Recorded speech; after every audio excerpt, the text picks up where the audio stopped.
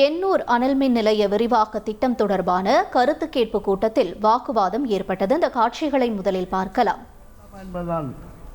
அதில் வேண்டும் என்பதுதான் எங்களுடைய நிலைப்பாடு.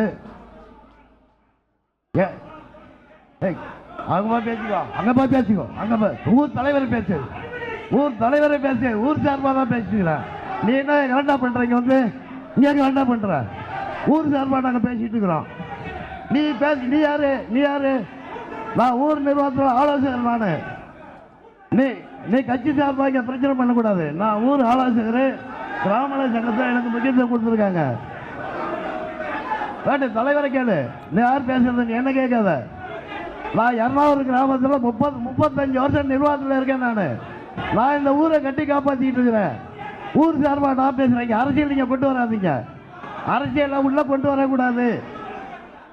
அரசியல் பேசாத. அரசியல் யாரும் பேசுறதுக்காக இங்க தயாரா இல்லை. நான் வந்து ஊர் மக்கள் சார்பா என்னை கிராம நிர்வாகத்தில் அனுப்பிச்சிருக்காங்க.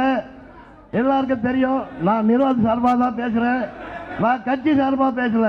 இது கூடுதல் விவரங்களை செய்தியாளர் ராமச்சந்திரன் வழங்க கேட்கலாம். ராமச்சந்திரன் வணக்கம். இந்த கருத்து கேட்பு கூட்டத்தில் என்ன நடந்தது? முழு விவரங்கள் என்ன?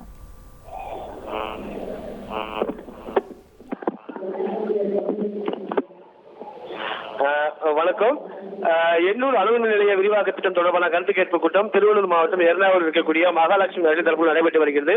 இதில் தமிழ்நாடு மாசு கட்டுப்பாட்டு வாரிய இணை ஆணையர் வாசுதேவன் தலைமையிலும் அதேபோல சென்னை மாவட்ட ஆட்சியர் ஆகியோர் முன்னிலையிலும் தற்போது கருத்து கேட்பு கூட்டமானது கிட்டத்தட்ட ஒரு 2 மணி நேரத்துக்கு மேலாக நடைபெற்று வருகிறது. இதில் மிக பிரதானமாக அவ்வப்போது ஒவ்வொரு தரப்பிலிருந்தும் அவர்கள் பதிவு செய்யப்பட்ட பேர் அந்த அடிப்படையில் பேசுவதற்கு அனுமதி வழங்கப்பட்டுள்ளது. அதில் ஒருவர் சட்டத்தை வரவேற்றும் சிலர் எதிர்த்தும் இங்கு பேசக்கூடிய காட்சிகள் நேரடியாக பார்க்க முடியுது. குறிப்பாக எர்ணாவூர் குடியிருப்பு நலச்சங்க நிர்வாகி அனல்மின் திட்டத்திற்கு ஆதரவாக பேசியதால் அதே பகுதியைச் சேர்ந்த பாஜக நிர்வாகி எதிர்ப்பு தெரிவித்தால் கூட்டத்தில் சிறிது நேரம் வாக்குவாதம் ஏற்பட்டது. அதே போல பாஜக வரவேற்கிறது, அதிமுக வரவேற்கிறது, அது மட்டும் இல்லாமல் திமுக தரப்பில் வரவேற்பு தெரிவிக்கப்படுகிறது. மேலும் இங்கு இருக்கக்கூடிய பொதுமக்கள் தரப்பில் கடுமையான எதிர்ப்புகளை பதிவு செய்து வருகிறார்கள். இந்த பகுதி முழுவதுமாக கடந்த 30 ஆண்டுகளாக அனைத்து சுற்றுச்சூழல் பாதிக்கப்பட்டுள்ளது. நேரடியாக தங்களுக்கு பல்வேறு இன்னல்களை சந்தித்து வருகிறோம். ஆகையால் இந்த திட்டத்தை நிறுத்த வேண்டும், மீண்டும் விரிவாக்கம் செய்யக்கூடாது எனவும் எண்ணூர் பகுதிவாசிகள் தரப்பில் தெரிவிக்கப்பட்டு வருகிறது. உங்களுடைய தகவல்களுக்கு நன்றி ராமச்சந்திரன்.